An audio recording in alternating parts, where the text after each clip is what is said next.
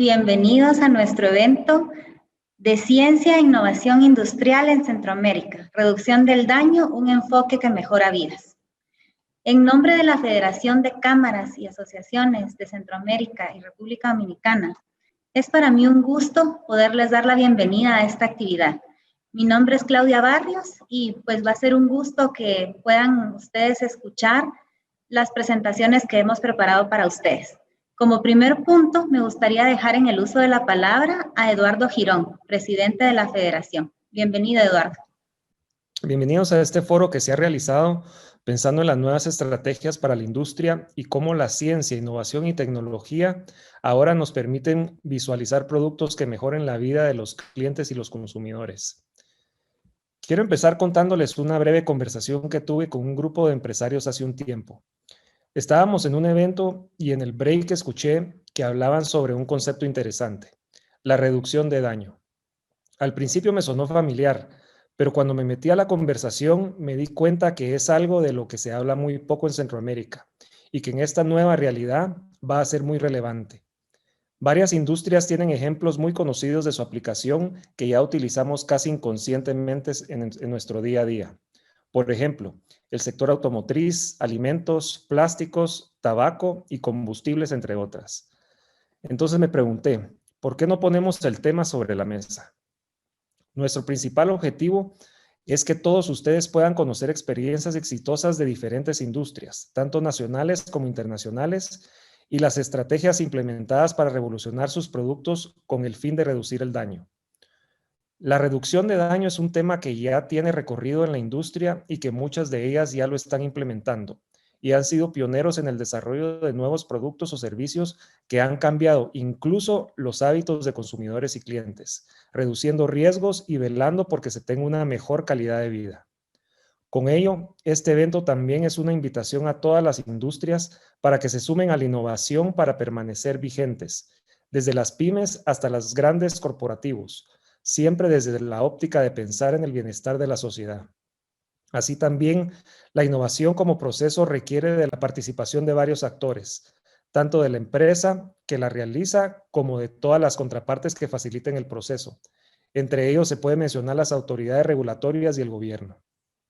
La innovación y la reducción de daño es en este momento que atravesamos se convierte en una prioridad para la búsqueda de soluciones a los problemas que rodea la sociedad y nos permite aportar desde otra perspectiva. En la región debemos acelerar esos procesos de innovación respaldados con ciencia y tecnología para facilitar e incentivar a las diferentes industrias, no solamente para generar empleos, sino para mejorar la calidad de vida de quienes formamos parte de esta sociedad. Muchísimas gracias, Eduardo, por su importante mensaje de bienvenida.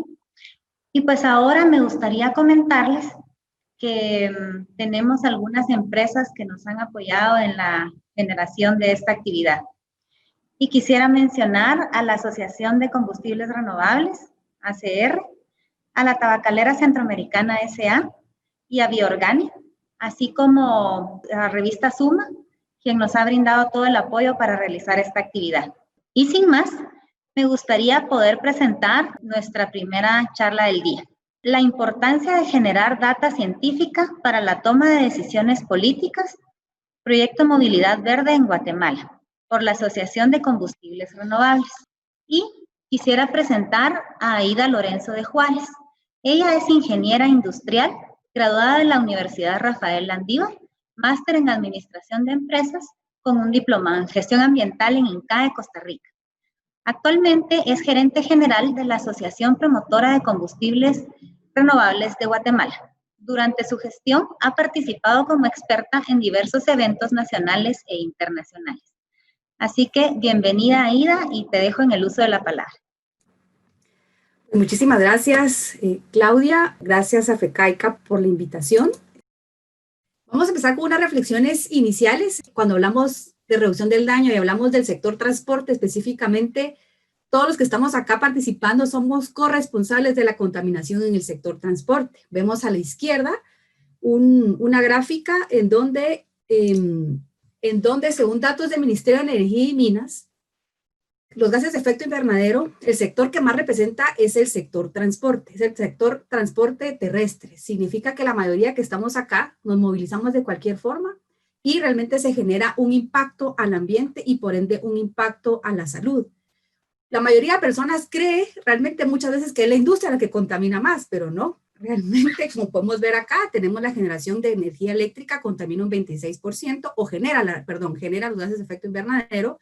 La industria manufacturera es apenas el 13%. Significa que en el sector transporte realmente es algo que se tiene que empezar a ver cómo se puede reducir este daño que se genera por algo que nosotros estamos acostumbrados a utilizar. Entonces, para reducir el daño de estas emisiones en los vehículos se debe mejorar la tecnología, que eso es muy importante, como decía Eduardo, la tecnología en el vehículo se debe cambiar como Euro 5, o sea, realmente todo lo que es el hardware de los vehículos o mejorar el combustible. Y eso es como que la presentación que les voy a dar el día de hoy, en donde realmente puede mejorarse calidad de vida y las emisiones a través del combustible. Es muy necesario hacer investigaciones científicas para utilizar los resultados como base para trazar una ruta y definir una política pública. Eso es básicamente donde me voy a centrar yo, donde realmente es muy importante tener alianzas con diferentes actores, porque si no, realmente no se tiene esa data para tomar decisiones políticas. Realmente vemos muchísimo interés en este caso, en este proyecto que les voy a mostrar hoy, el caso Movilidad Verde, mucho interés del Ministerio de Energía y Minas, Ministerio de Ambiente, para generar esa data y poder establecer una ruta a seguir. En este caso, hablando del tema de este proyecto, es un proyecto que se llama Movilidad Verde, que está promoviendo utilizar el ecopower, que básicamente es utilizar gasolina con el etanol, que es un aditivo, que es una tendencia a nivel mundial. Más de 40 países en el mundo llevan décadas de implementar exitosamente este combustible. Todos los países que ustedes miran en verde ya tienen implementados el tema de los biocombustibles en el mundo. Y me voy a detener en Centroamérica, que es nuestra región. Aquí las estoy anotando. ¿Cómo es posible que los demás países estén verde alrededor nuestro y nosotros no? Y es una reflexión que les hago el llamado a todos los centroamericanos, o nos pongamos a pensar cómo es posible que ellos pueden y nosotros no. Pues yo realmente veo que justamente es porque muchas veces nos cuesta muchísimo unir esfuerzos, sentarnos en la misma mesa y ver y tener una visión común de un país a largo plazo, porque de nada nos serviría tener un proyecto a corto plazo y que se acabe. Yo creo que este proyecto que está generando data científica, como es el proyecto de Movilidad Verde a través del uso del ecopower, es muy importante porque une a muchos actores y lo más importante es que genera data científica que realmente esperamos nosotros como asociación promotora de los biocombustibles que esto siga adelante y que también genere una mesa de discusión. Y les quiero decir que el caso de Guatemala pues es muy similar a toda Centroamérica y es algo que es muy importante que tomemos porque tenemos que ver cómo diversificamos la matriz energética en el sector transporte. ¿Por qué se implementa?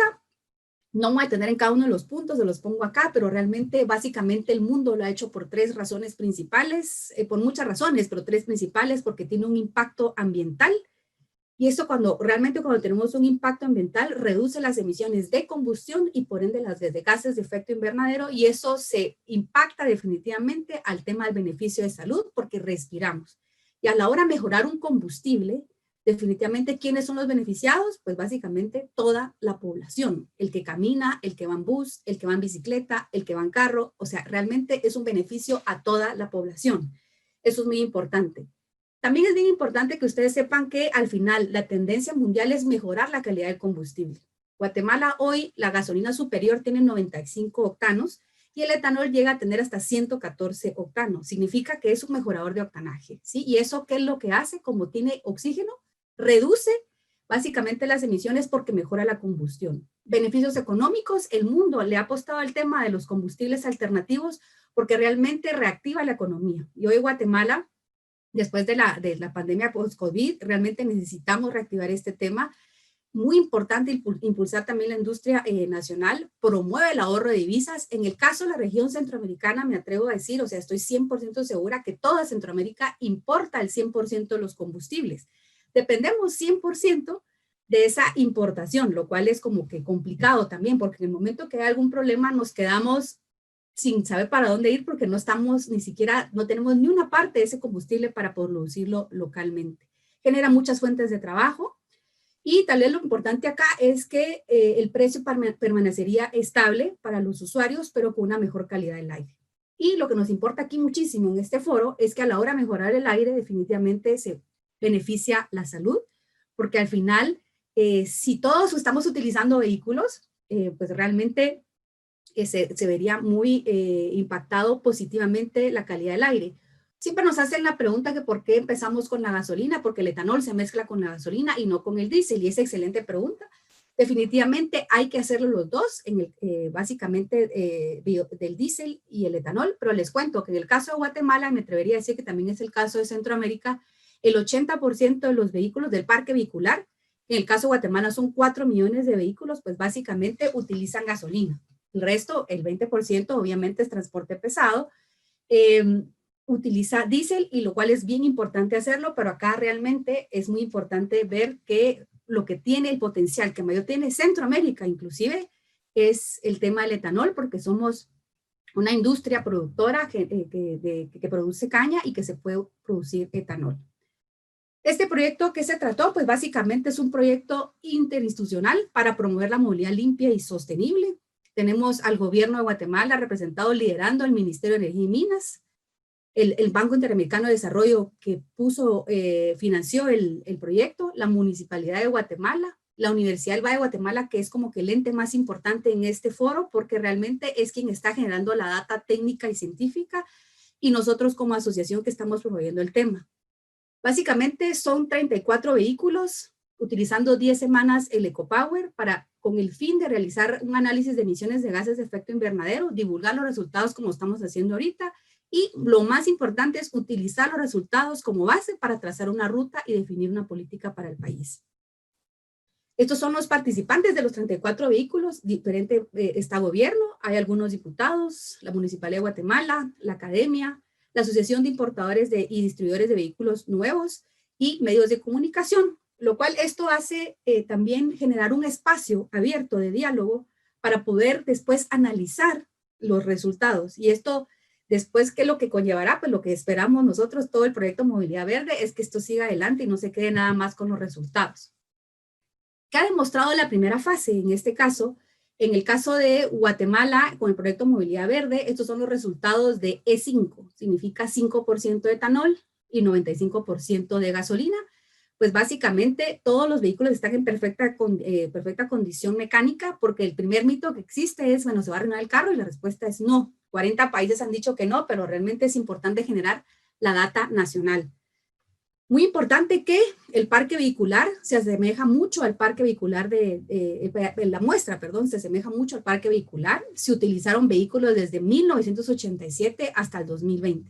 Y lo más importante de todo es la infografía que tenemos acá, es que absolutamente todos los gases de combustión bajaron. El que mayor bajó en promedio fueron un 73%, el monóxido, los hidrocarburos.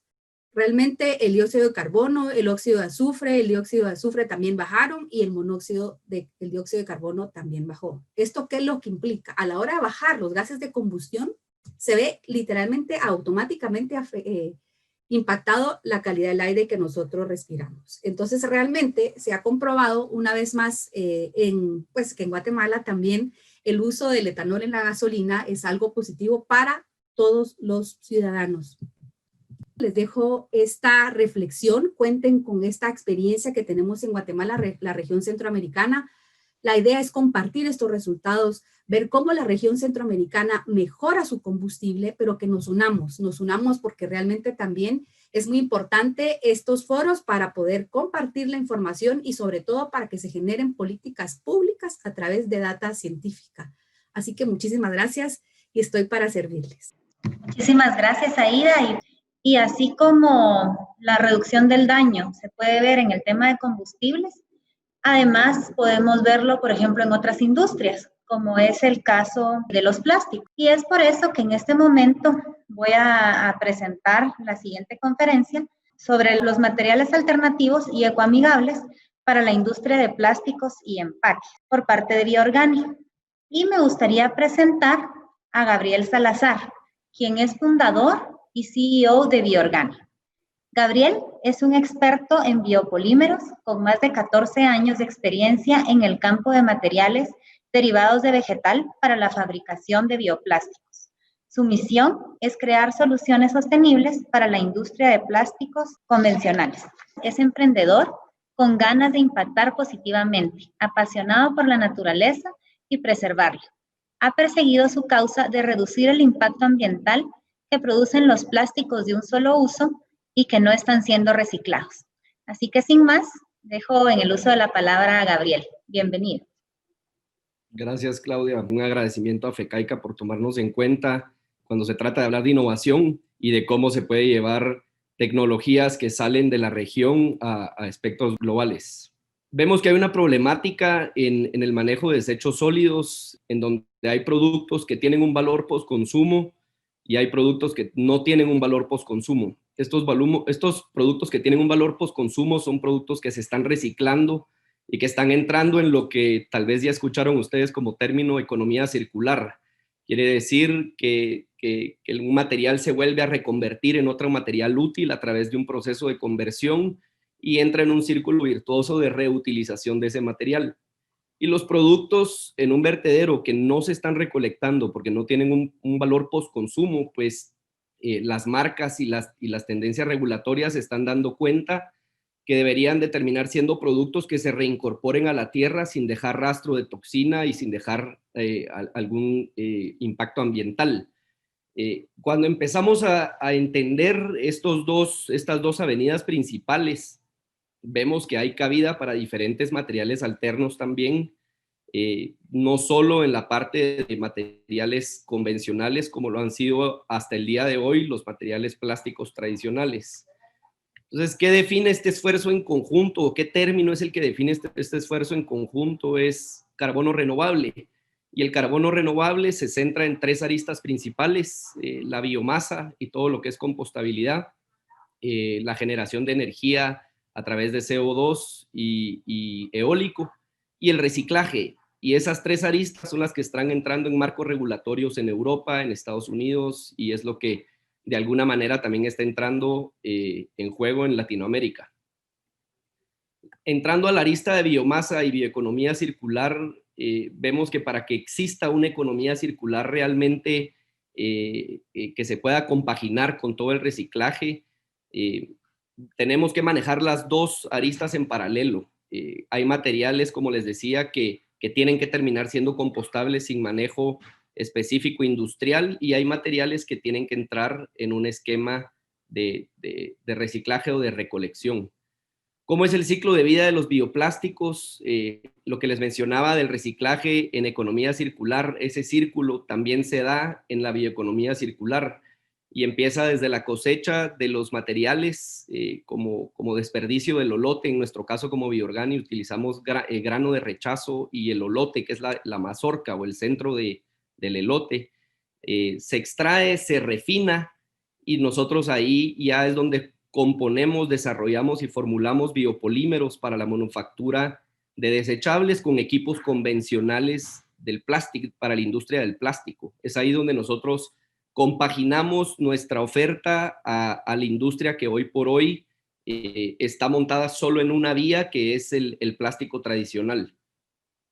En términos de tendencias y regulaciones, vemos que hay una tendencia incremental desde las prohibiciones de plástico de un solo uso, en bolsa, hasta las pajillas o los popotes, los cubiertos, todo lo que es items de food service. El Caribe o CARICOM ha sido uno de los entes más activos en la prohibición de los plásticos de un solo uso, y vemos que Costa Rica le ha seguido mucho el ritmo con prohibiciones ya en muchas de las comunas y municipios, y a nivel gobierno está ya Panamá, Costa Rica, Guatemala a nivel municipal, Belice ya a nivel nacional está con prohibiciones activas, y vemos que es una tendencia incremental por donde volteemos a ver. En México también ya está en 14 estados y está a punto de pasar a nivel país, lo mismo con Colombia. Entonces vemos que esto es un tema que ha captado mucho interés porque lo que se está buscando es mitigar ese impacto ambiental que hoy por hoy vemos muy visiblemente en las playas, en los ríos y en los cuerpos de agua. En términos de proyección de uso de materiales, vemos, esta es una línea de tiempo de izquierda a derecha, desde el año 2000, una proyección hasta el 2050, en donde vemos que el 2020, nosotros estamos por acá, ya se están utilizando muchísimos plásticos reciclados y también ya existen o empiezan a nacer o a explotar las categorías de bioplásticos cuando se empieza a entender que un producto debe reincorporarse a los suelos y no solo pensar en ese reciclaje. Mientras va avanzando el tiempo, se tiene una proyección de más utilización de reciclados y de más utilización de biobasados versus los vírgenes a base de fósil. ¿Qué están haciendo las grandes marcas? Existe un Pacto 2025 liderado por The Ellen MacArthur Foundation. Se lo recomiendo, es un estudio que los va a nutrir muchísimo en qué está pasando en el mundo de los insumos. Y pues aquí vemos que es una tendencia ya para el 2025, estas marcas se van 100% reusable, reciclable o compostable. Nosotros como Biorgani entramos o encajamos en la parte de compostabilidad, es decir, productos que puedan reintegrarse a los suelos o con manejo especial de basura o sin manejo especial de basura. Entonces estamos mitigando el cambio climático a través de la innovación en materiales que antes eran materiales convencionales. Biorgani se centra en materiales alternos para la industria de plástico. Tenemos una presencia, somos una empresa guatemalteca, tenemos ya presencia en Centroamérica y fabricación activa también en República Dominicana que suministra a algunos clientes también de Puerto Rico con la prohibición de plásticos de un solo uso.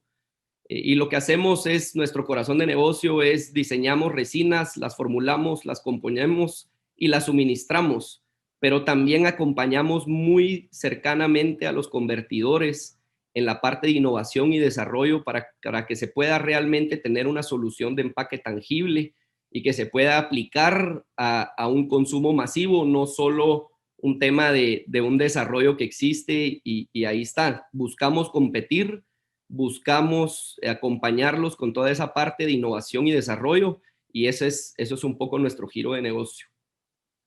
Ayudamos en la transición de un plástico tradicional a un plástico compostable con 3 escalones principales. El primer escalón son blends de estas resinas con polietilenos tradicionales y eso consigue compostabilidad industrial.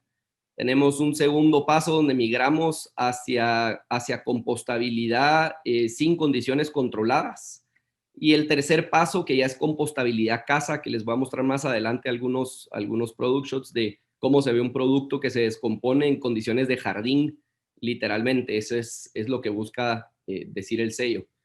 Tenemos ya varios tipos de polímeros para diferentes industrias. Hemos desarrollado para film de consumo masivo, para agro, para el consumo alimenticio, productos de inyección y productos termoformados. En términos de huella de carbono, que lo mencionaron al inicio del foro, pues utilizamos materiales de rechazo. Eso siempre agrega a la estrategia de sostenibilidad y de huella de carbono corporativa. Durante el proceso de manufactura utilizamos menor temperatura, eso también es más amigable con la práctica de la manufactura per se, afuera de los materiales. Y pues hay un ahorro tangible de petróleo crudo por cada tonelada de film biobasado que se adopta como material de insumo. Y son 662 litros de petróleo crudo versus un insumo renovable.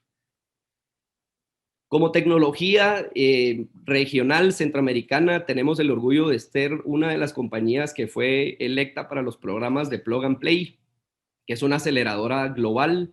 Entramos a los programas de Estados Unidos, Singapur y Japón como una de las tecnologías emergentes a nivel global para hacernos la introducción cálida con algunas de estas marcas que ven a la derecha y estamos trabajando ya algunos desarrollos activos para poder llevar este tipo de soluciones al primer plano y a consumo masivo, que es donde nosotros buscamos realmente mitigar un impacto ambiental que hoy por hoy pues hay muchas vías por donde se pueden hacer esfuerzos. Estos son algunos de los ejemplos de los desarrollos que hemos logrado hacer de productos disruptivos para empaque alimenticio, para consumo masivo, para la industria de bebidas con termoencogibles únicos a nivel global, y recientemente un empaque de detergente grado compostable casa, que yo creo que es primera vez a nivel global que se lanza un empaque de esa índole, y está saliendo de Costa Rica siendo suministrado a nivel región. Tenemos un compromiso fuerte con la reducción del impacto ambiental y buscamos certificar todos nuestros productos bajo normativas estadounidenses, europeas, y en el caso que hay laboratorios locales, también hacemos las validaciones a nivel local. Aquí hay unas fotos de la biodegradabilidad comprobada, son filminas, como les decía, grado compostable casa, donde vemos cómo colonizan los hongos, cómo se va descomponiendo a través del tiempo, y pues son reales y tecnologías que uno puede ir palpando, que eso es lo bueno de esto. Dentro de todo lo que existe y todo lo que dice ser verde, pues también hay ofertas que están diciendo la verdad y que estamos tratando de competir contra lo que hay en el mercado, de manera tradicional y de manera un poco trucosa. Así que todo esto se ata, yo creo que todos los que estamos en este foro estamos haciendo un esfuerzo para reducir la huella de carbono a nivel global. Esto pues realmente tendría un impacto. Nosotros somos una pequeña arista, como les decía, de todos los esfuerzos de sostenibilidad que se pueden hacer. Si nosotros seguimos el camino que llevamos, nosotros vamos a subir 2 grados centígrados en los próximos 15 años y eso va a producir un levantamiento del mar a 56 centímetros, lo que va a hundir mucha zona costera.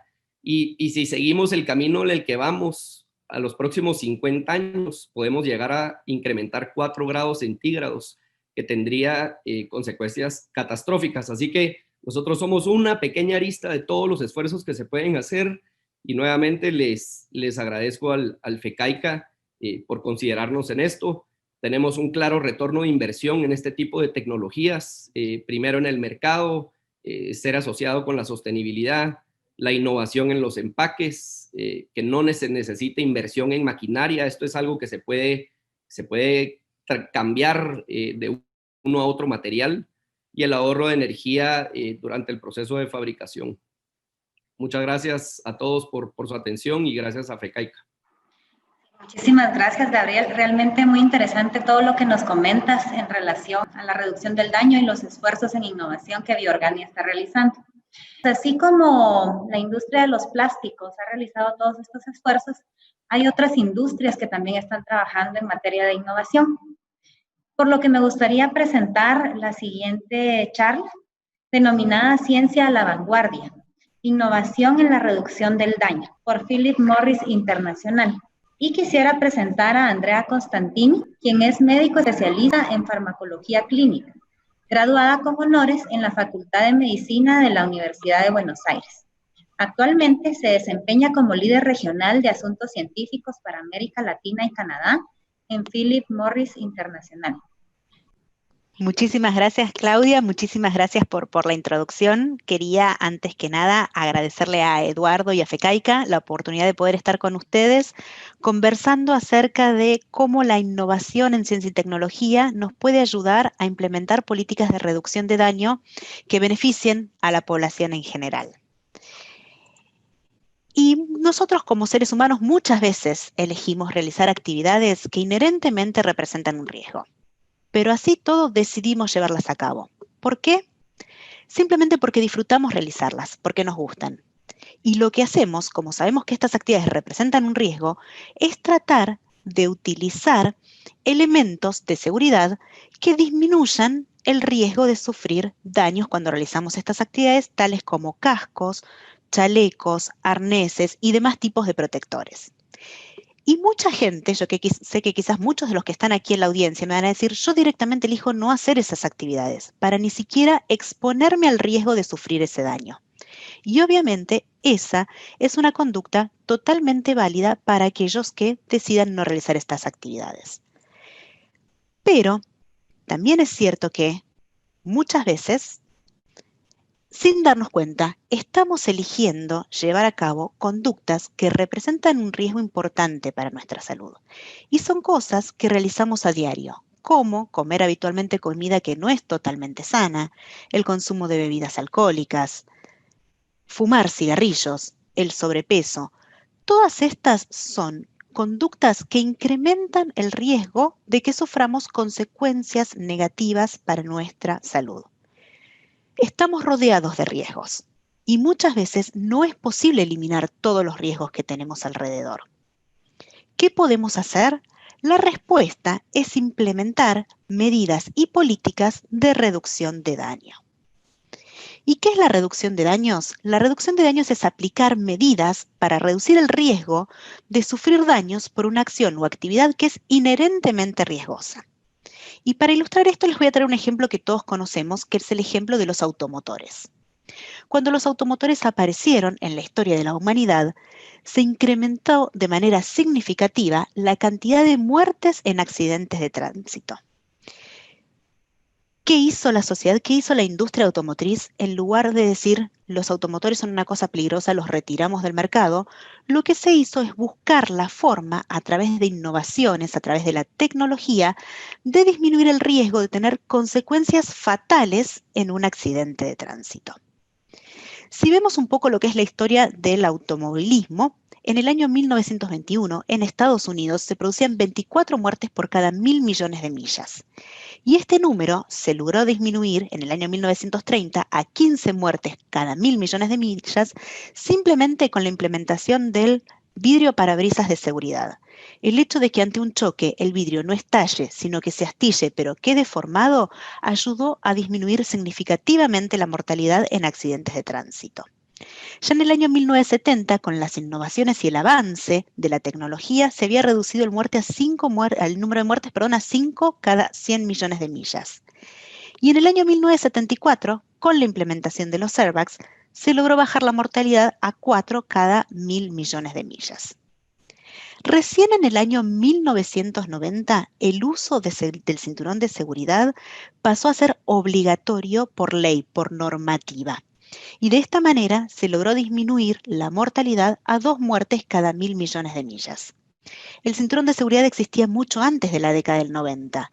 Se estima que entre el año 1974 y el año 2001, el cinturón de seguridad ayudó a evitar 140.000 muertes en Estados Unidos. Pero, sin embargo, la regulación, recién en el año 1990, 16 años después de la aparición del mismo, lo puso como obligatorio. En el año 2013, la mortalidad ya había bajado a 1.1 muertes cada 100 millones de millas. Y hoy día se estima que el 90% de los accidentes que ocurren se deben a errores humanos, pero la mortalidad en ellos ha disminuido significativamente. ¿Gracias a qué? ¿Cómo logramos pasar del modelo del Forte a los autos más seguros modernos que tenemos hoy día? Gracias a la innovación y a la regulación. Gracias a que tenemos nuevas alternativas para disminuir el riesgo y a que la regulación hace que estas alternativas tengan que ser implementadas en los nuevos automóviles. Y en reducción de riesgo o reducción de daño tenemos una cuenta pendiente sumamente importante en lo que es el tabaquismo. Hoy día, todas las personas en el mundo son conscientes que fumar es una de las peores elecciones que pueden hacer por su salud. Todos sabemos que fumar incrementa muchísimo el riesgo de que suframos enfermedades relacionadas con fumar cigarrillos, tales como las enfermedades cardiovasculares, tales como el cáncer, tales como la enfermedad pulmonar obstructiva crónica o EPOC. Sin embargo, a pesar de todos los esfuerzos que estamos haciendo en materia de concientizar a la población acerca del riesgo que fumar implica y en materia de control de tabaco, en prevenir la iniciación y fomentar la cesación, hoy día en el mundo seguimos teniendo más de 1.100 millones de fumadores. Y muchos de ellos, a pesar de todos los esfuerzos que estamos haciendo para que dejen de fumar, que es lo mejor que cualquier fumador puede hacer, van a continuar fumando. Pero para entender las políticas de reducción de daño en tabaco, tenemos que entender primero que, contrario a lo que la creencia popular dice, la nicotina no es la principal causa de las enfermedades relacionadas con el hábito de fumar. Y esto no es algo que se dice desde la industria tabacalera, sino que es algo que, como pueden ver en esta diapositiva, las principales entidades regulatorias y de salud pública de países de alta vigilancia sanitaria, tales como FDA de Estados Unidos, Public Health England en Inglaterra, sostienen. Y ellos mismos consideran que la nicotina no es la principal causa de las enfermedades relacionadas con fumar, sino que son las toxinas y los carcinógenos que se generan como consecuencia de la combustión, de la quema del tabaco y que se encuentran presentes en el humo del tabaco, las verdaderas responsables del daño que el fumador sufre. El fumador fuma por la nicotina, busca la nicotina que está en el cigarrillo, pero enferma por las cientos de toxinas y carcinógenos que se generan al quemar el tabaco. Y para poder disminuir el riesgo de daño en este grupo específico de adultos fumadores que a pesar de todo van a continuar fumando, es necesario realizar investigación, desarrollo e implementar innovaciones tecnológicas que nos permitan brindar a este grupo de adultos que va a continuar fumando alternativas que sean mejores a continuar consumiendo un cigarrillo. Alternativas que, si bien no son libres de riesgo, representen un menor riesgo para su salud. Y para eso, en Philip Morris estamos trabajando desde hace casi 2 décadas en el desarrollo de alternativas que entreguen nicotina de una manera similar al cigarrillo para que el fumador que no va a dejar de fumar las encuentre igualmente satisfactorias, pero que disminuyan el riesgo de daño para estas personas comparado con un cigarrillo. Y para esto estamos trabajando con más de 400 científicos de diferentes áreas, tanto ingenieros, físicos, químicos, médicos, biólogos, bioquímicos, ¿verdad? Y hemos realizado una inversión de más de $7.000 millones para poder desarrollar alternativas, un portfolio de productos destinadas pura y exclusivamente a los adultos fumadores que no van a dejar de fumar. Y aquí les muestro brevemente lo que es el portfolio de productos innovadores que Philip Morris está desarrollando con la aspiración y el sueño de que un día estas alternativas puedan reemplazar completamente el cigarrillo y el cigarrillo pase a ser algo obsoleto, pase a ser una pieza del pasado, una pieza de museo, ¿sí? El común denominador de todas estas alternativas es que entregan nicotina, pero que eliminan la combustión. 2 de estas alternativas contienen tabaco, pero en ellas el tabaco se calienta de manera controlada, de manera de que nunca entre en combustión, ¿verdad? Y de ahí se extrae la nicotina. Y otras 2 alternativas contienen nicotina y no contienen tabaco, una de las cuales, la plataforma 4, es lo que se conoce normalmente como cigarrillo electrónico. Pero vamos a hablar hoy un poquito de la ciencia detrás de nuestra plataforma 1, que es nuestra plataforma de tabaco calentado electrónicamente. Y para aquellos que no conocen el sistema de calentamiento de tabaco de Philip Morris, les traje un video para que lo puedan conocer, que consta de un dispositivo y de una unidad de tabaco para calentar. Y como pueden ver acá, el dispositivo tiene un cargador externo que lo que hace es recargar la unidad de calentamiento, en donde se introduce la unidad de tabaco para calentar, y esta unidad de calentamiento tiene una hoja que va a cumplir una doble función. Va a calentar el tabaco, pero a la vez va a censar la temperatura de manera de asegurar que nunca se superen los 350 grados centígrados para que el tabaco nunca entre en combustión. Al calentar el tabaco, lo que se logra es evaporar la nicotina que naturalmente está presente en la hoja del tabaco y se genera un aerosol, que ese aerosol es el que vehiculiza la nicotina a los pulmones de los usuarios. Y como podemos ver a simple vista, la composición del aerosol que se genera al calentar tabaco es completamente diferente de la composición del humo que se genera al quemar el tabaco en un cigarrillo.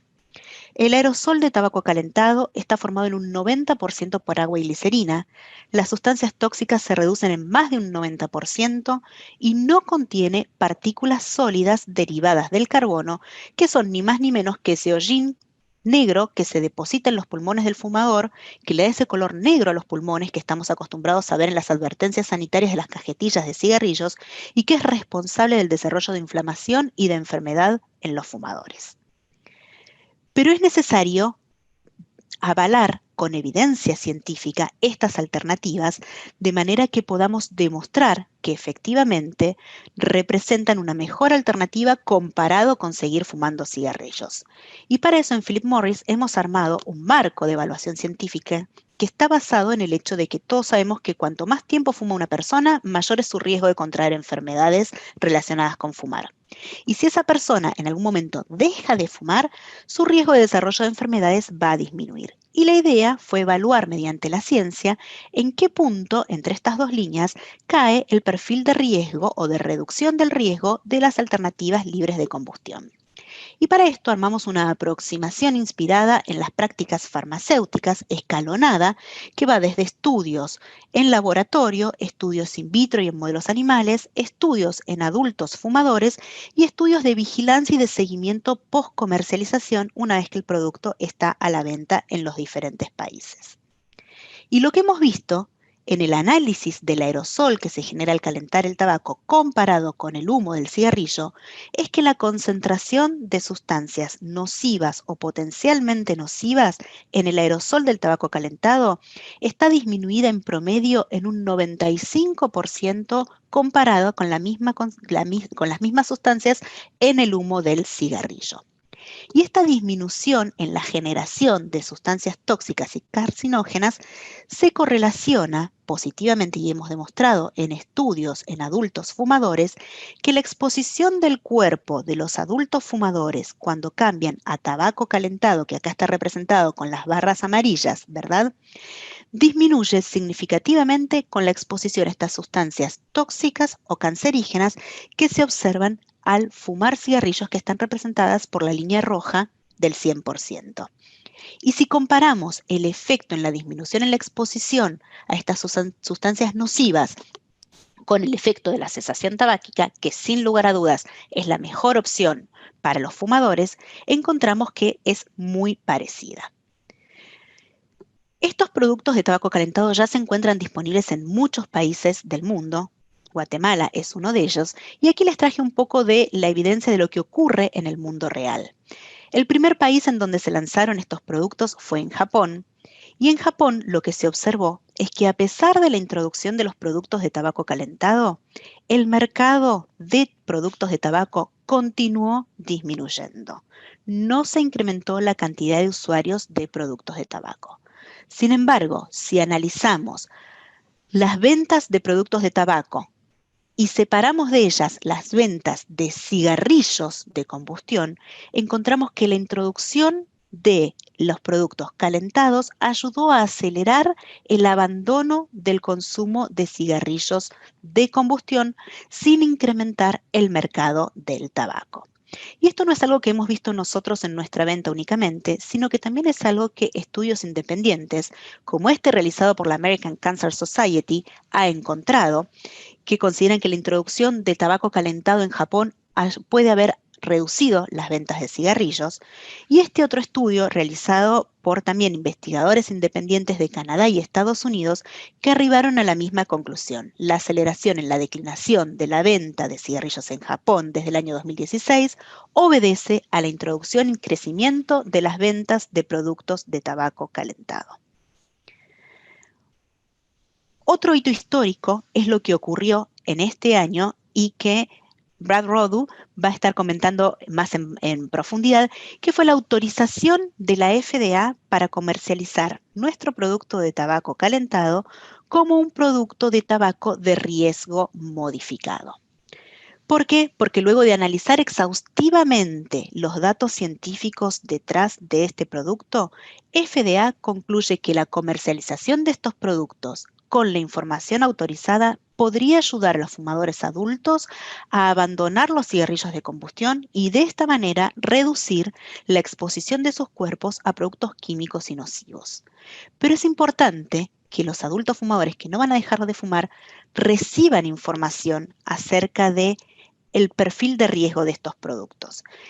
Y por esto, FDA, con la emisión de su orden de exposición modificada, permite que se comunique a los adultos fumadores que el sistema de tabaco calentado IQOS calienta el tabaco pero no lo quema, que de esta manera se reduce significativamente la producción de sustancias químicas nocivas y potencialmente nocivas, y que los estudios científicos han demostrado que cambiar completamente de cigarrillos convencionales a tabaco calentado en el sistema IQOS reduce significativamente la exposición del cuerpo de los fumadores a las sustancias químicas nocivas y potencialmente nocivas.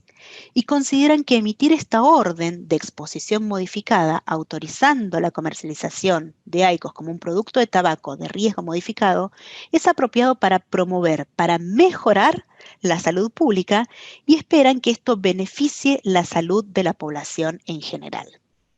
Esto ha sido una decisión histórica, ya que es la primera vez que se otorga una autorización de este tipo por parte de la FDA a un producto innovador tecnológico, ¿sí? Y esto muestra que el sistema de calentamiento de tabaco IQOS es claramente diferente a los cigarrillos y que esto tiene que ser comunicado a los consumidores. Este es el momento de alejar a los fumadores de los cigarrillos, y productos innovadores como IQOS, como los productos de tabaco calentado, representan una oportunidad importante para mejorar la salud de la población. Hoy día en el mundo ya tenemos más de 15 millones de usuarios, alrededor de 12 millones de ellos han cambiado por completo a nuestro sistema de tabaco calentado, abandonando el cigarrillo de combustión. Adultos fumadores que de otra manera hubiesen continuado consumiendo o fumando cigarrillos. Y si queremos lograr cambiar la historia, si queremos lograr disminuir el riesgo que el tabaquismo representa, la carga que el tabaquismo representa en materia de salud pública, es necesario que trabajemos en conjunto, la sociedad, los gobiernos y la industria. Y tal como dijo Aida, y acá voy a tomar tus palabras, Aida, que las anoté porque me parecieron muy buenas, es necesario que generemos políticas públicas que estén basadas en la evidencia científica. Y es muy importante que la evidencia científica detrás de estas alternativas sea tenida en cuenta para el armado de las políticas en salud pública. Y para culminar, mi último mensaje para todos los guatemaltecos y para la población del mundo en general es que aquellos que no fuman, lo mejor que pueden hacer es no empezar a fumar. Y aquellos que fuman, la mejor alternativa, sin lugar a dudas, es dejar de fumar.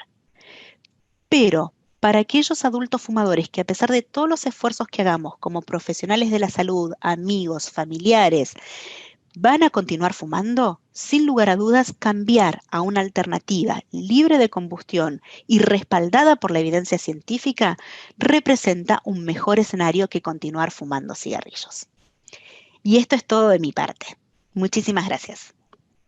Muchísimas gracias, Andrea, por tu interesante participación. Ahora quisiera presentar la charla sobre la innovación en productos de tabaco salvará vidas y presentarles al doctor Brad Rowe. Él es profesor de medicina y ocupa una cátedra de investigación sobre la reducción del daño del tabaco en la Universidad de Louisville.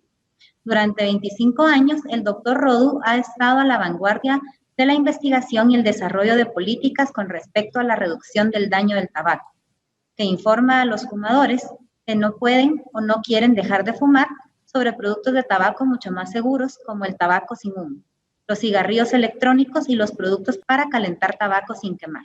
Así que sin más, le doy la bienvenida al Dr. Rowe. Welcome, Dr. Rowe. Thank you very much. It's an honor to make this presentation to this meeting. And my thoughts go out to all of you that have been affected by this most recent hurricane, especially in Nicaragua and Honduras. I'm also very pleased to make this presentation because it's been an uneventful and very boring week in the US. That's, of course, a broma, as you would say, but I am very pleased to take to take my attention off of politics and instead turn to how innovation in tobacco products will save lives. I'm going to go through my presentation very rapidly, but I have made it available to all participants through the meeting organizers. Now, first, what I have to do is compare nicotine, which is in all tobacco products, to my favorite addictive drug, that is caffeine. There are very much some similarities between these two chemicals. They both provide us a lot of pleasure and satisfaction. They don't intoxicate us, they don't make us drunk, but they are addictive. And in fact, that addiction is irreversible for many people who use these things. Interestingly, nicotine nor caffeine are associated with major diseases. Instead, we consume caffeine very safely in coffee, tea, and cola drinks. But it's because we burn tobacco and inhale the smoke that we have all of these diseases associated with smoking. And so what I intend to do is show you how we can get the satisfaction without suffering from the diseases. That's called tobacco harm reduction. And it involves smoke-free tobacco. They produce nicotine levels comparable to smoking. There's no smoke, so the risk is very, very small. Modern products, many due to innovation, have become socially acceptable. And I'm going to start with an example from Sweden.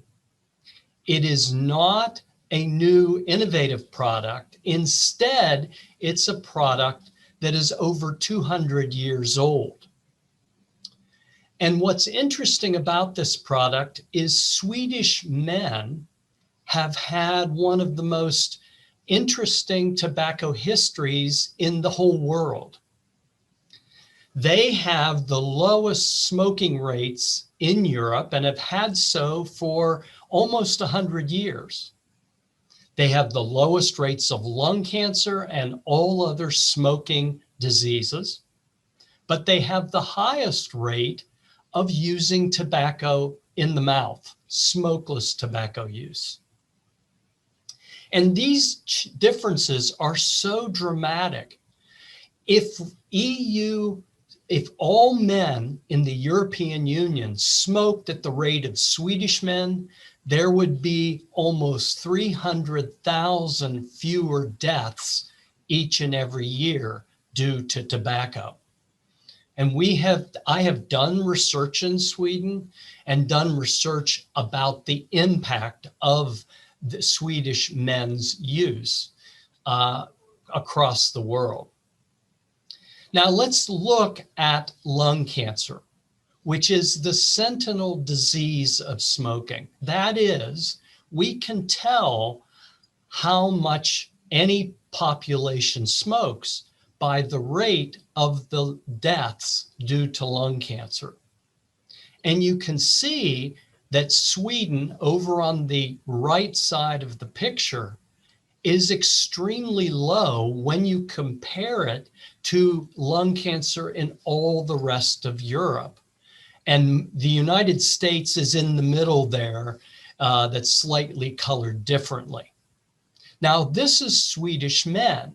We know this is due to snus use, that smokeless tobacco product, because lung cancer in Swedish women is about 5th or 6th highest in Europe.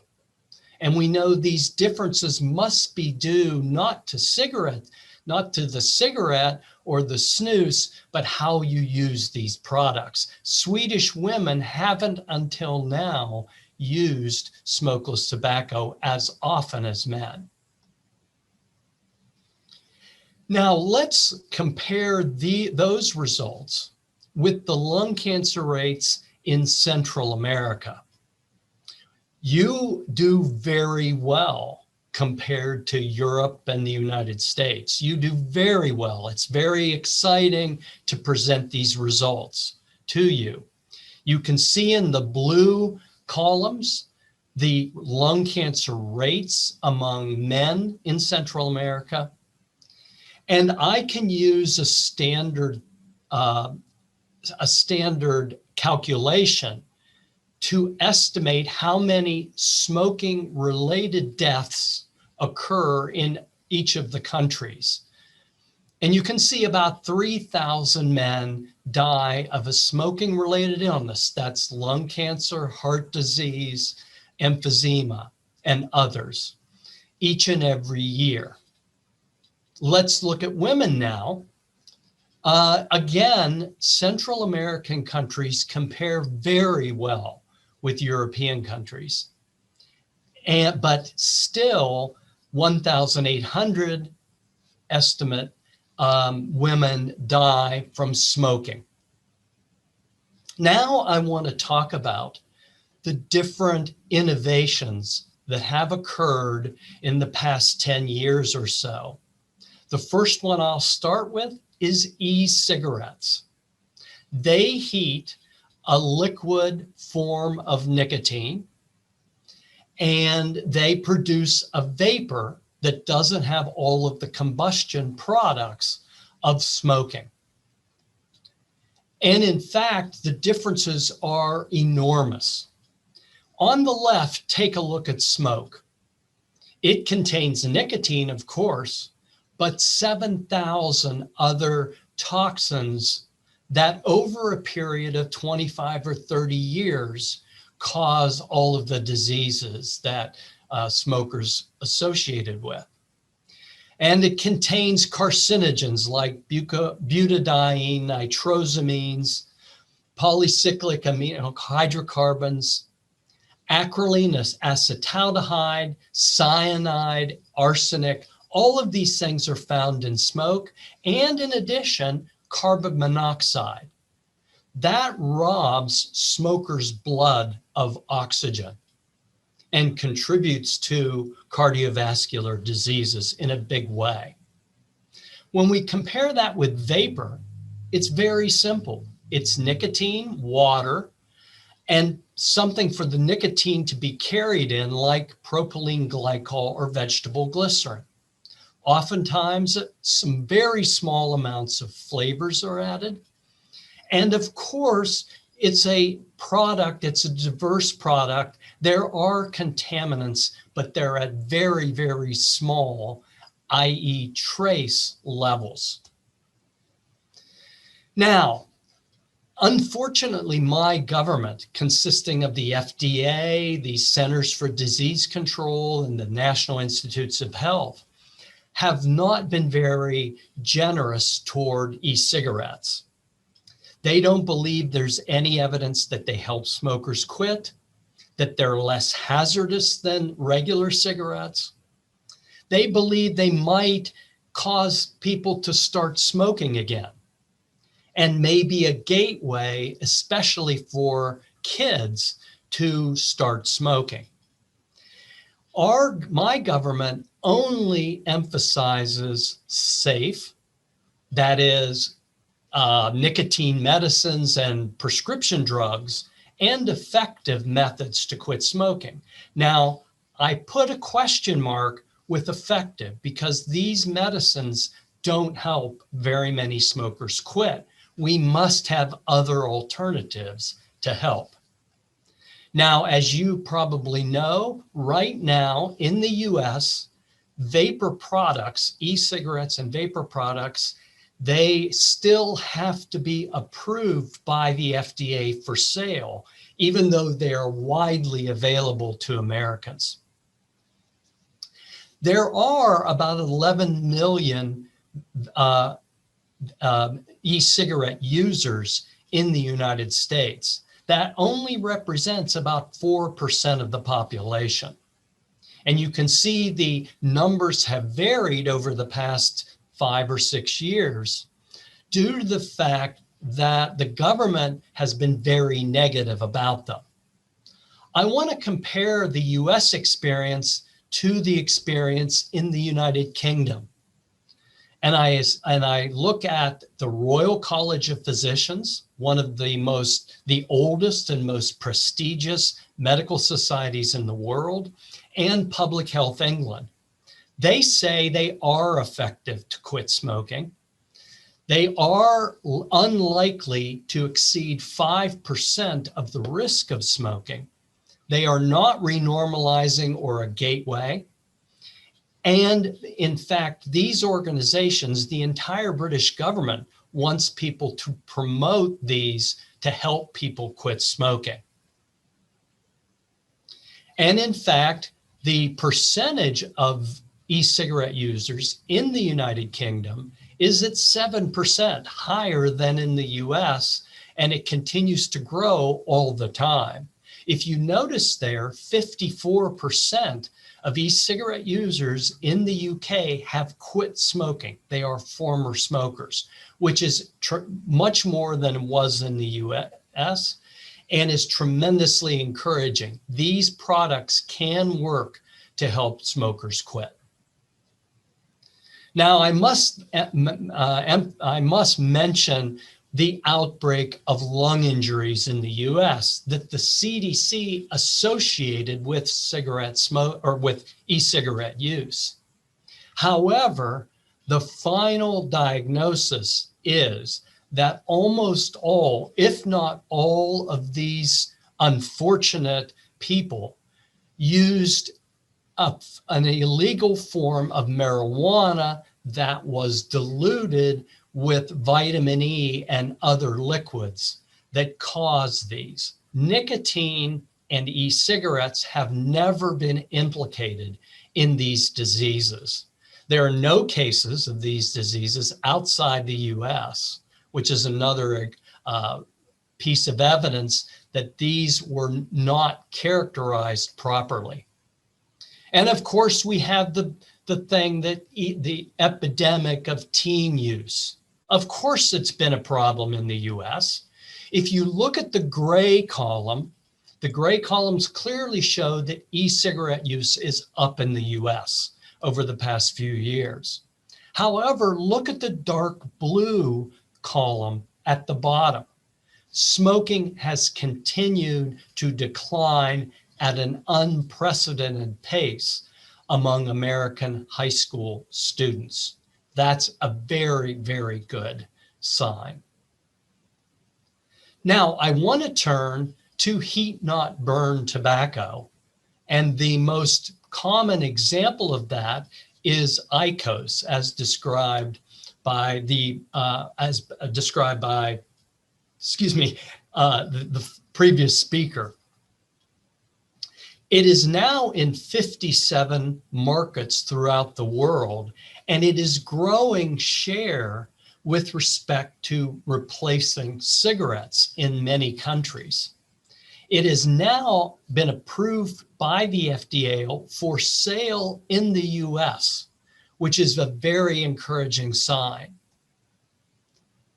Now, they've approved 2 new products. Interestingly, one of the products was General Snus from Sweden. That was approved back in 2015. And then more recently in 2019, the FDA approved IQOS. This is important because the FDA has said that they've authorized these products for the protection of public health. Now you can see what heat-not-burn products have done to the cigarette market in Japan. Now, I'm talking here about the number of cigarette sticks that have been sold. You can see they were declining in the early 2012 to 2014 by about 2 or 3%. Since the introduction of heat-not-burn, the cigarette sales have plummeted. And these are figures from Japan Tobacco International, who is the main source of cigarettes in Japan. but all cigarette manufacturers' sales have been hurt by these heat-not-burn products. And as the previous speaker showed, the difference between cigarette smoke and the aerosol produced by IQOS is enormous. I have reviewed a lot of the evidence that was presented to the FDA, and I have been very impressed. For example, you can see how the production of carcinogens across a large spectrum has been reduced by the vapor in IQOS compared with cigarette smoke. There's no question that this will have an enormous impact on the production of diseases in the long term. Heat-not-burn tobacco also produces very little carbon monoxide in the top left panel there. Benzene is a very dangerous carcinogen, no production. Acrolein, butadiene, all of these things are very much lower. In fact, they're almost indistinguishable from someone who doesn't smoke, which is a very good news. Now, the IQOS still delivers appropriate doses of nicotine, as you see in the top left panel there. And in fact, IQOS is very satisfying, which is in the bottom panel. It's almost as satisfying as smoking. And that's also important because it's not just reduced risk and reduced harm for tobacco products as substitutes for cigarettes. It's also being satisfying so that they satisfy users so that they can make the switch. And in fact, the FDA has authorized 2 products to become modified risk. The Swedish Match, the manufacturer of General Snus, is allowed to say that switching from cigarettes to General Snus lowers the risks of all of these diseases seen in the bottom of the slide. And in fact, IQOS was given the okay to say that it has reduced levels of harmful smoke chemicals. There is a bright future for tobacco innovations. The WHO goal, unfortunately, and I know that many of your countries are signatories to the FCTC, but the goal, unfortunately, is they want to end tobacco use. In other words, prohibition. And unfortunately, that's unrealistic, unachievable, and unnecessary. You probably know that the US had an experiment with alcohol prohibition about 100 years ago. That did not work out well. So worldwide adoption of these safer products will allow smokers to live longer and healthier lives. For more information, please visit these websites, and I'll be happy to take any questions. Thank you. Muchas gracias, doctor Rodo, por su interesante intervención. Y ahora vamos a pasar a una dinámica diferente en la que vamos a tener a un moderador de un panel y me gustaría presentárselos. Él es el señor Álvaro Figueredo. Actualmente es director de transferencia tecnológica de la Universidad del Valle de Guatemala y también es emprendedor y facilitador de procesos de innovación. Así que bienvenido, Álvaro, y desde ya te dejo el uso del micrófono para que puedas moderar este interesante panel. Gracias, Claudia, y gracias por invitarme a participar de un evento tan interesante. Voy a ir haciendo algunas preguntas específicas que tengo para cada quien. La primera pregunta que tengo es para Aida. Aida, los datos científicos son súper relevantes, ¿verdad? Yo soy un científico social y trabajo con muchos tecnólogos y me encanta la ciencia. Sin embargo, uno de los grandes retos que tenemos, y esto tal vez va a ser una pregunta que después podemos discutir todos, es ¿cómo hacemos nosotros para generar los incentivos adecuados en la sociedad civil?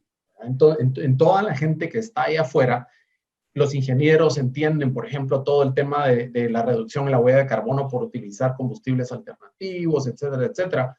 Pero ¿cómo hacemos para generar estos incentivos con la persona de allá afuera, con la sociedad civil, que muchas veces no entiende o, entre comillas, no le importa?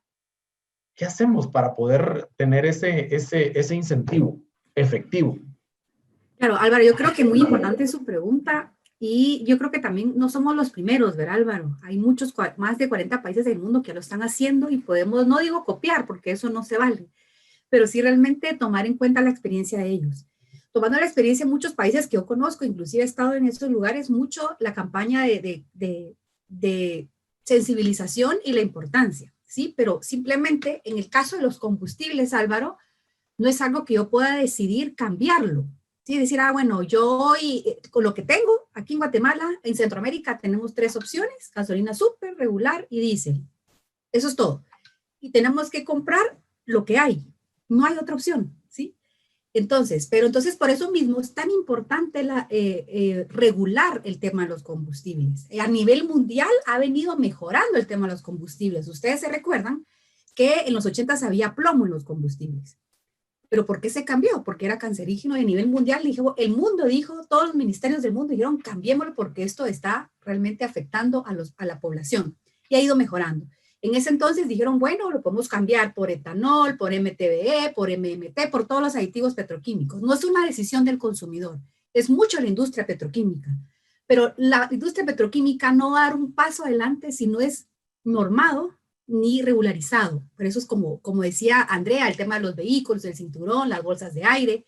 Si no se regula y si no hasta cierto punto se obliga, no puede darse esta solución. Muy importante también para que sepan que es realmente, por eso es tan importante el rol del gobierno, porque al final tiene que generar políticas públicas para el bien común, le guste a algunos o no les guste a otros, ¿sí? Tienen que ordenar.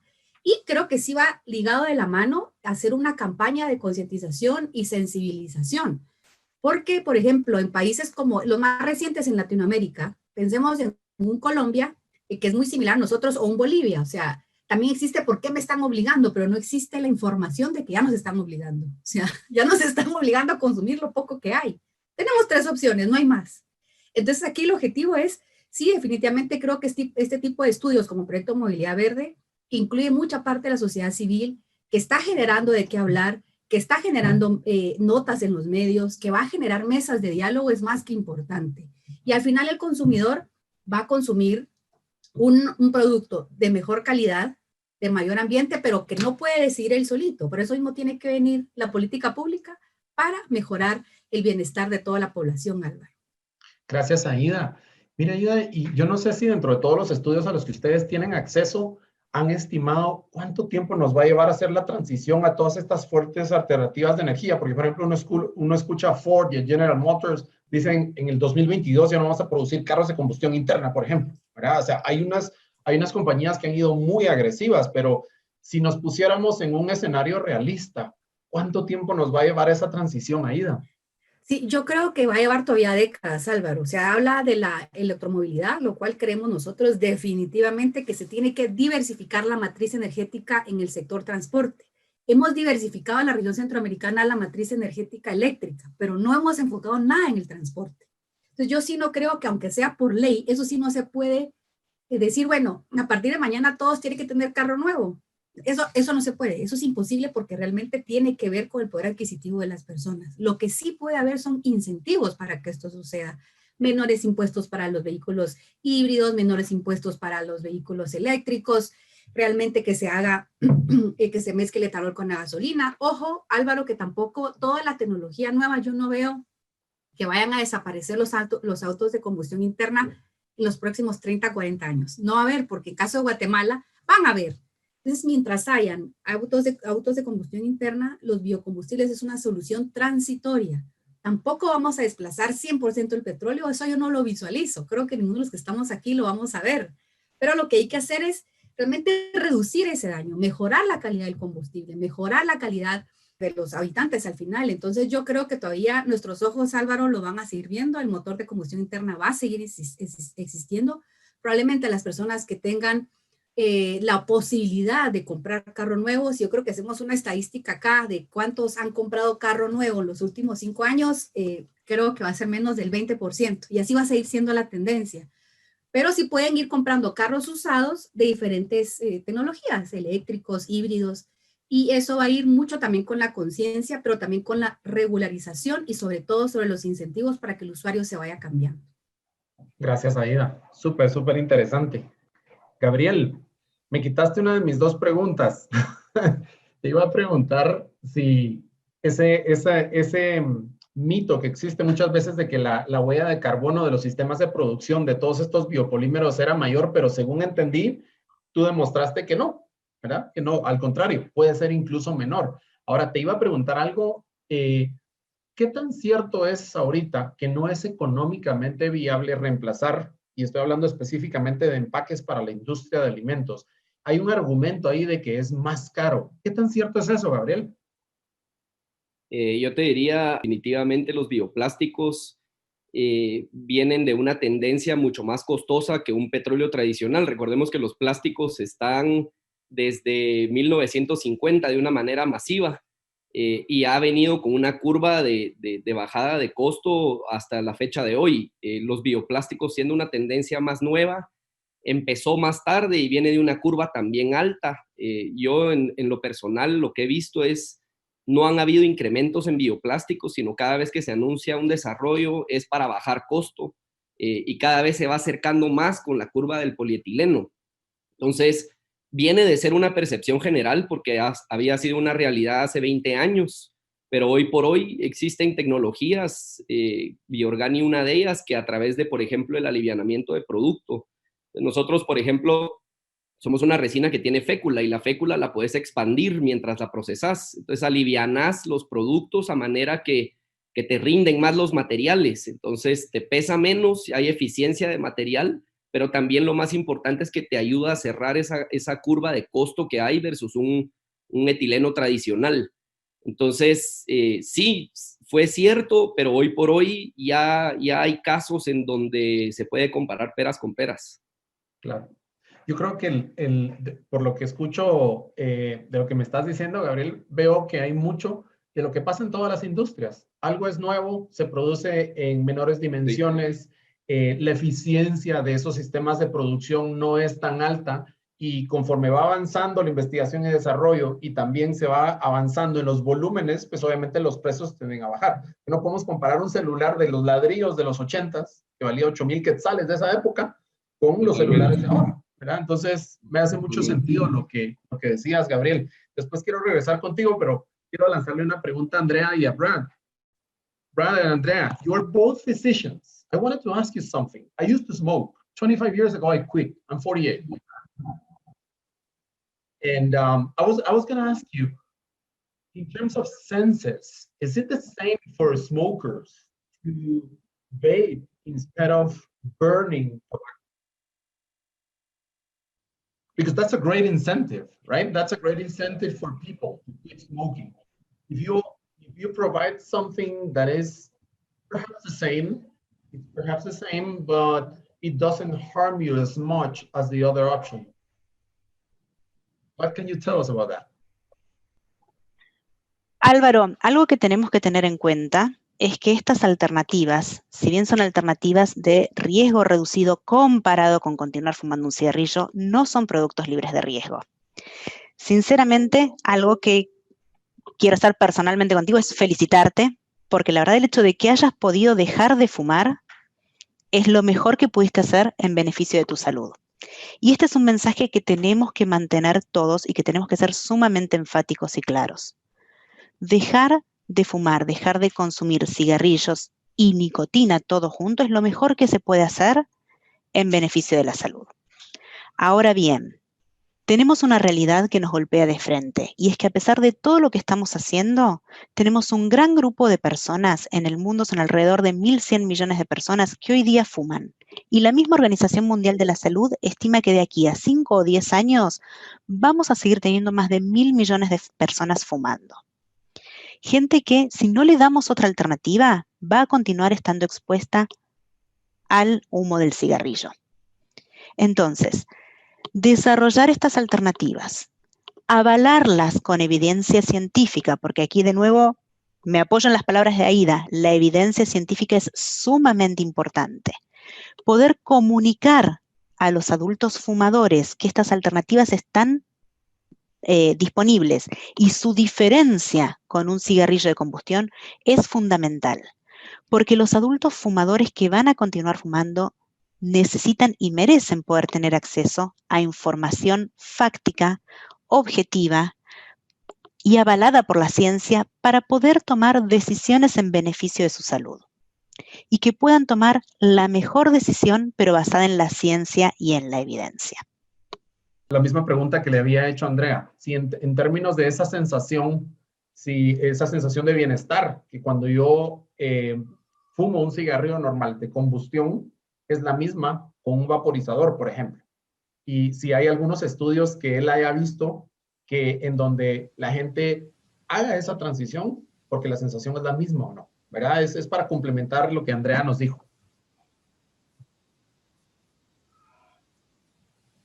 There's no question that cigarette smoking is a very satisfying and fulfilling activity. There's no doubt about that. And no substitute product will ever deliver exactly the same experience. However, the advent of e-cigarettes and heat not burn is bringing us closer to the ideal of replacement and satisfaction. It's just like, and I really enjoyed the presentation about automobile deaths. We never get it perfectly correct, but we continue to make improvements that will both reduce risk and provide a good experience for automobile use, and exactly the same thing for tobacco use. Thank you. Claudia, yo tengo más preguntas, pero quisiera abrirlo ahorita para ver si hay algunas preguntas de la audiencia o las que tú tienes. Sí, claro que sí, Álvaro. Me gustaría poder leer una primera pregunta para la ingeniera Aida Lorenzo. Pues acá la pregunta que tengo es si es posible un futuro medioambiental más sostenible y en cuánto tiempo crees tú que los biocombustibles estén ya colocados en el mercado. Yo creo que es una muy buena pregunta.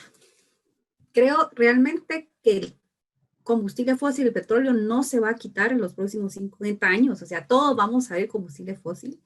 Lo que sí hay que hacer es empezar a depender menos de esto. La región centroamericana importa el 100% de los combustibles y lo que tenemos que hacer es empezar a producir nuestros propios combustibles renovables y empezarlos a usar. En el caso de Guatemala no podemos sustituir el 100% del combustible fósil, el 100% de la gasolina, pero yo creo que en este caso veo muy positivo el interés, el liderazgo del Ministerio de Energía y Minas, porque al final, como decían todos los panelistas, esto no se puede avanzar si no se tiene una reglamentación o legislación.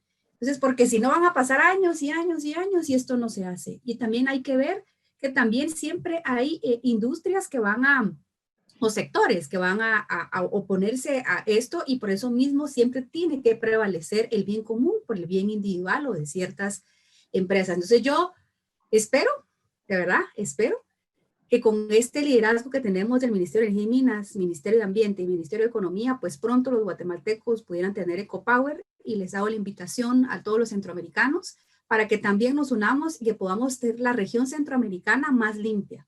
Y nos recordemos de ese mapa verde que yo les enseñé, ¿verdad? ¿Por qué los demás pueden y nosotros no? Entonces yo creo que son este tipo de foros que nos ayudan a poner las cosas sobre la mesa y también como ciudadanos exigir a nuestras autoridades, pero también hacer alianzas con la academia, con toda la sociedad civil, para que estos proyectos se puedan llevar a cabo. Estamos empezando aún, Claudia, pero tengo muchísima esperanza y espero yo que en estos próximos años ya los guatemaltecos pudieran utilizar EcoPower para que todos podamos tener una mejor calidad de aire. Muchísimas gracias, Aida. Y también tendría una pregunta para Gabriel en relación a las regulaciones gubernamentales. ¿Tú consideras que ha habido alguna regulación gubernamental en Guatemala o en la región que haya permitido acelerar la innovación? Y de no haberla, ¿cómo consideras que podríamos llevar esto a cabo? Haciendo enfoque en Guatemala, las prohibiciones o regulaciones han sido a nivel municipal, avalando diferentes tipos de tecnologías. Todavía no está en sintonía o uniformado toda la regulación. Vemos países como Costa Rica, en donde la regulación está escrita en base a prohibiciones de plásticos de un solo uso, pero también hace enfoque a productos muy, muy específicos. Yo creo que al final es un tema de poder, nosotros que estamos del lado técnico de los productos, es poder abrir la información para que los entes reguladores puedan tomar las decisiones de la manera más informada y más correcta, porque lo que nos hemos topado es que las municipalidades saben muy superficial sobre el tema de tecnologías, ya haciendo mucho enfoque en tecnologías que se puedan ir descomponiendo en condiciones de vertedero o condiciones de intemperie ambiental, pues falta mucho conocimiento y empresas como nosotros o educadores, la academia, es importantísimo que vayan haciendo esa parte educativa hacia los que están tomando estas decisiones para que empiece a haber cierto sentido a lo que se está prohibiendo y no solo jalar una normativa que funciona en Bélgica, porque en Guatemala la condición de desecho es distinta. Y de hecho tenemos una ventaja, somos tierra fértil, en todo caso somos una región que descompone mejor los productos que realmente cumplen con normativas y estándares internacionales.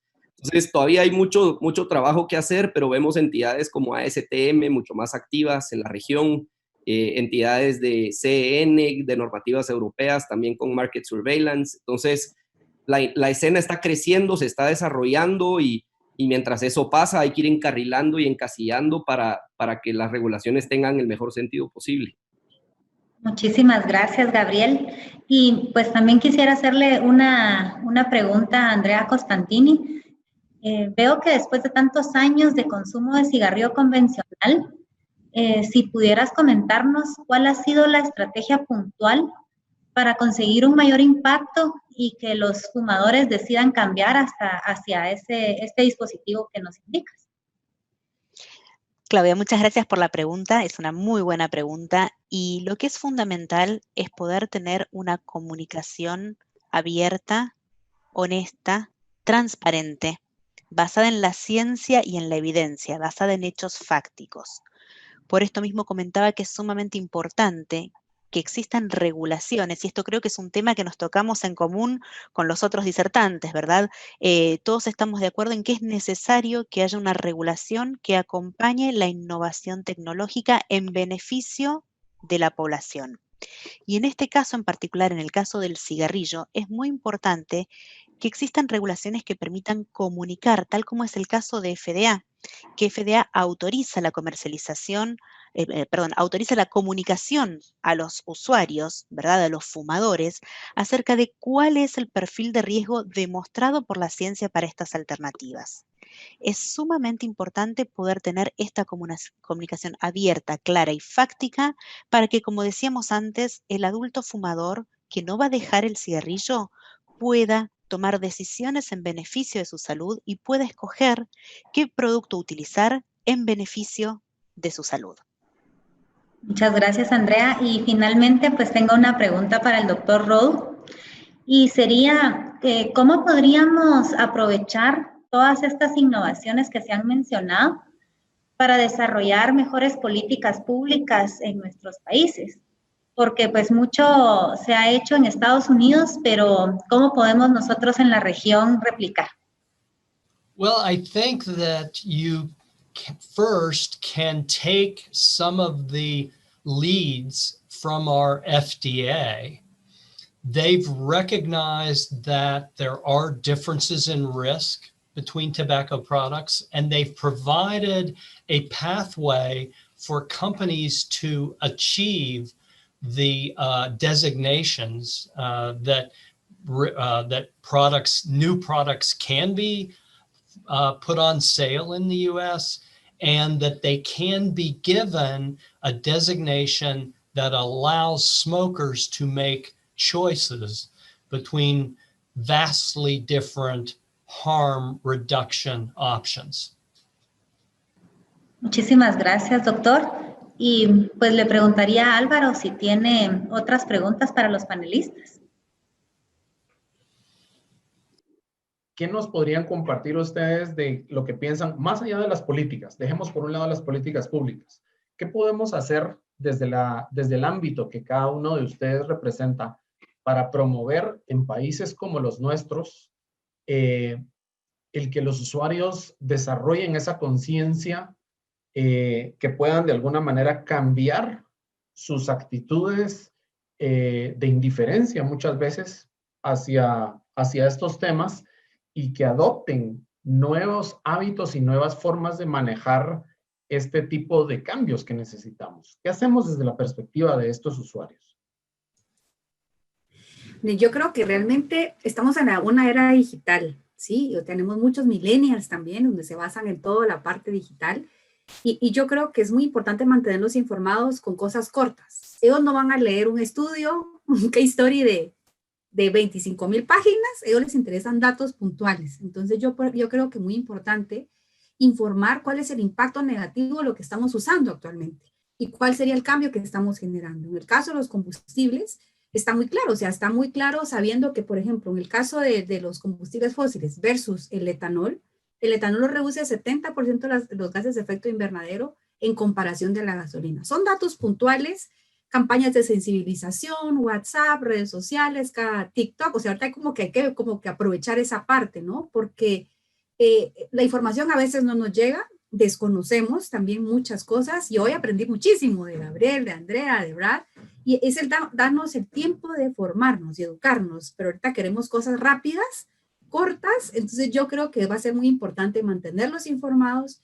También creo que es muy importante tomar la fuente, porque no es lo mismo que lo diga yo a que lo diga la Universidad de Illinois, la Universidad del Valle, no es lo mismo. Entonces, que tener esa alianza con la academia es vital, porque al final ellos son los que han estudiado con base científica, y al final ponerlo en palabras fáciles para la población que esté de a pie, ¿no? Y realmente que estemos conscientes de que todo lo que hacemos genera un impacto, y lo que hay que hacer es reducir el impacto y sobre todo reducir el daño y mejorar la salud.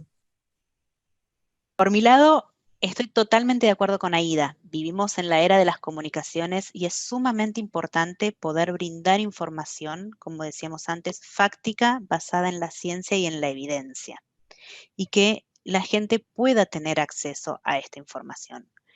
En el tema de productos de tabaco, Álvaro, el poder brindar información va atado estrechamente a lo que es la regulación, porque todos sabemos que por cuestiones de políticas de control de tabaco, que son sumamente necesarias, porque como decíamos antes, tenemos que continuar trabajando en prevenir que los no fumadores y los exfumadores comiencen a fumar, ni que hablar de los jóvenes. Por supuesto, los jóvenes, los adolescentes no tienen que comenzar a utilizar productos de tabaco o nicotina, ¿verdad?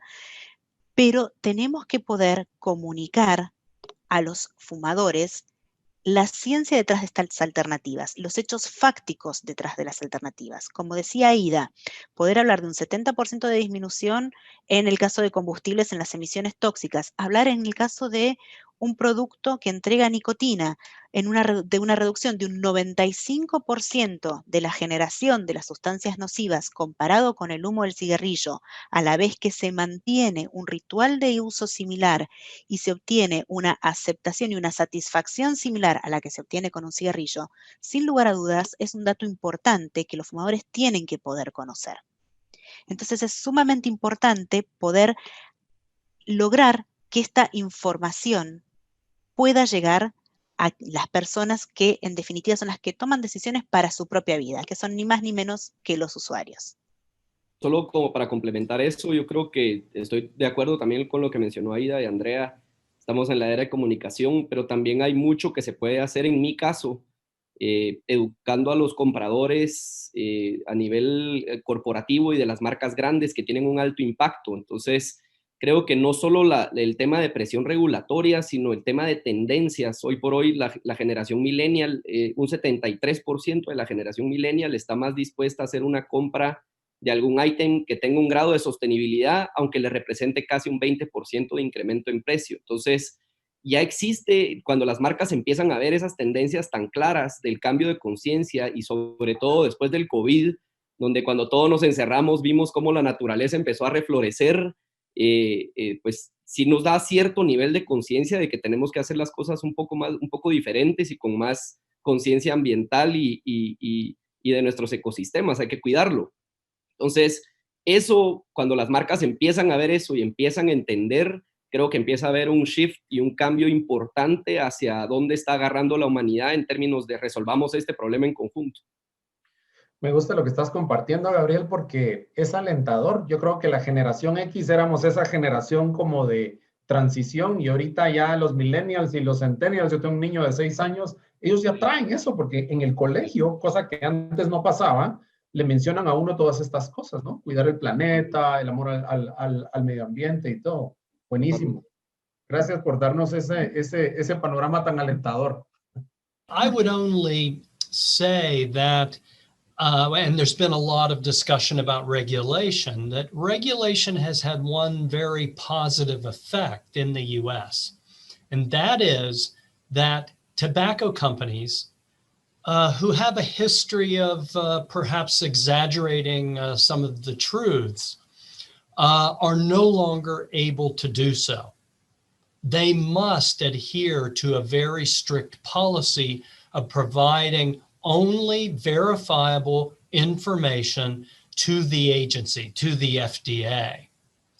Now, one thing I've seen, unfortunately, is that the same standard is not being applied to those in the US who would like to see tobacco prohibited. And I'll give you a good example. There was a researcher in the US who did a study saying that e-cigarettes cause heart attacks. And we had access to the same data set that he did. He found that there were 34 heart attacks among e-cigarette users.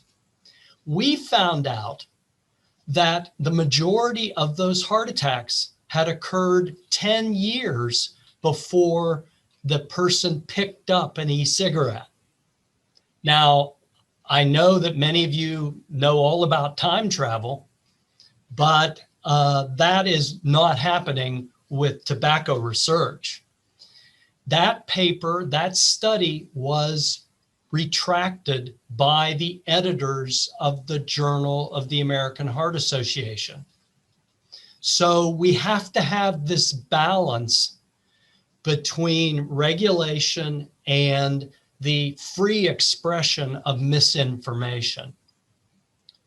And, you know, it's always a pendulum that swings from one side to the other. We want to achieve something in the middle that serves everyone, especially those smokers who will otherwise die from a smoking disease.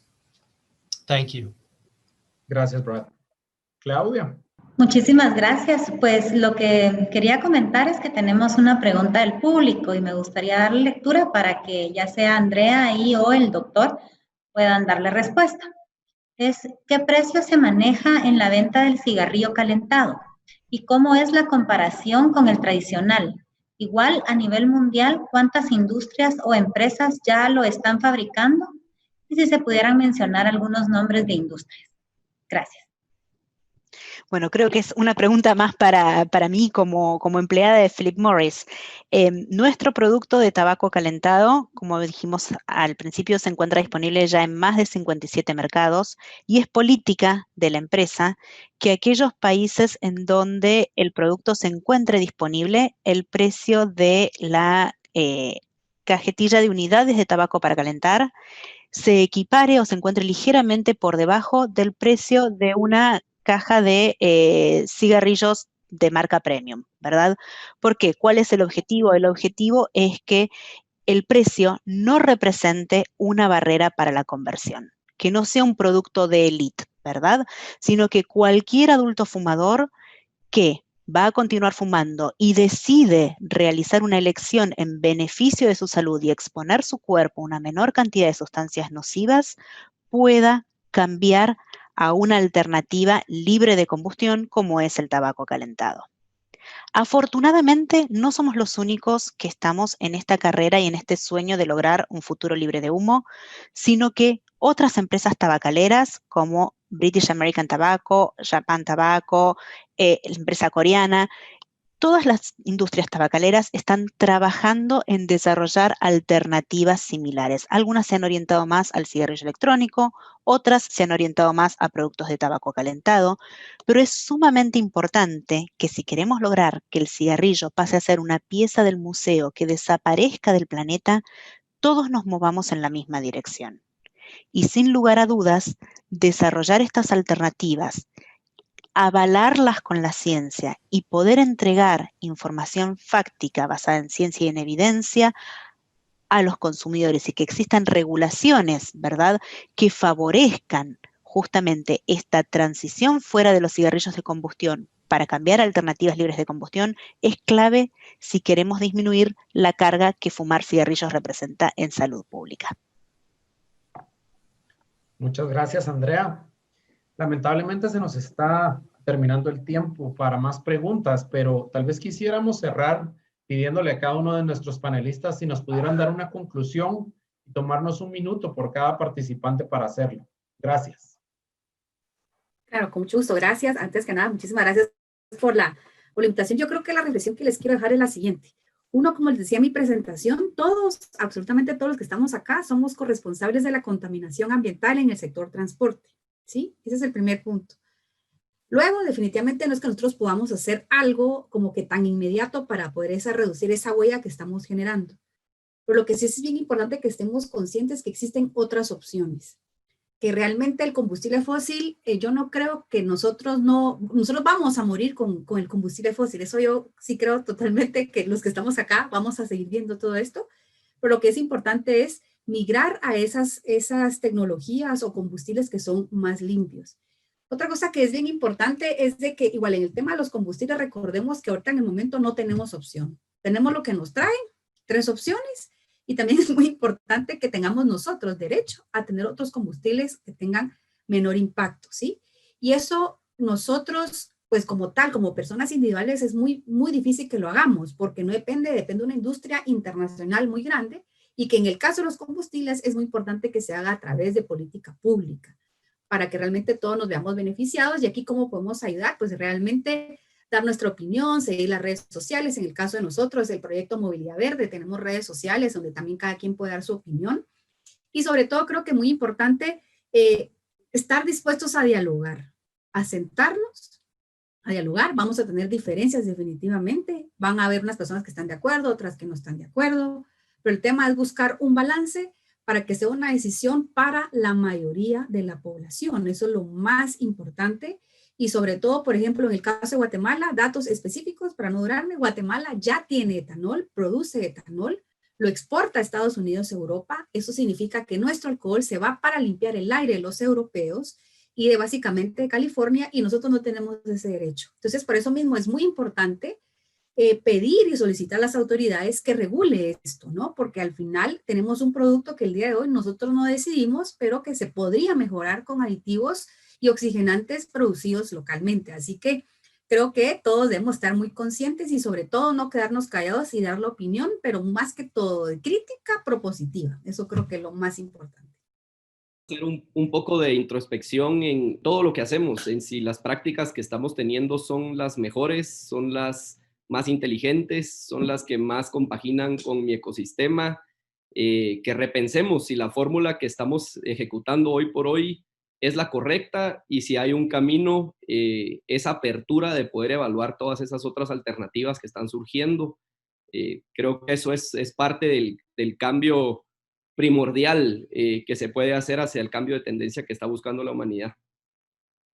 Bueno, de mi lado creo que lo que es fundamental es que en nuestras sociedades latinoamericanas comencemos a tener estos debates, este tipo de debate acerca del rol de la reducción de daños.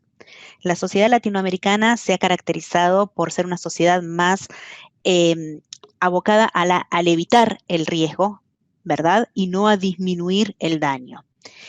Y como comentábamos antes, vivimos rodeados de riesgos, muchos de ellos los vamos a poder eliminar, pero muchos de ellos van a estar al lado nuestro y vamos a tener que convivir con ellos.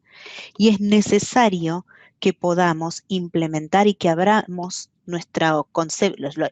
abramos al concepto, de la reducción de daño, tanto en combustibles, como en plásticos, como en tabaco, como en muchas otras áreas de la vida cotidiana, ¿verdad? Creo que es fundamental que existan estos debates y es fundamental que podamos tener una conversación, un diálogo abierto y que, tal como dijo el doctor Rodu, se tenga en cuenta la calidad de la evidencia científica presentada y no que la evidencia científica sea sesgada solo por la fuente de la cual proviene. Yes, I would conclude by saying that I've been working in major cancer centers in the US for the past 40 years. And I finally have options that I can offer smokers that would prevent them from having to visit our center with a cancer or other serious disease related to smoking. I'm real optimistic for the first time in many, many years. I think it's fascinating. If you look at heat not burn products, here are companies putting out products that may be cannibalizing their cigarette business.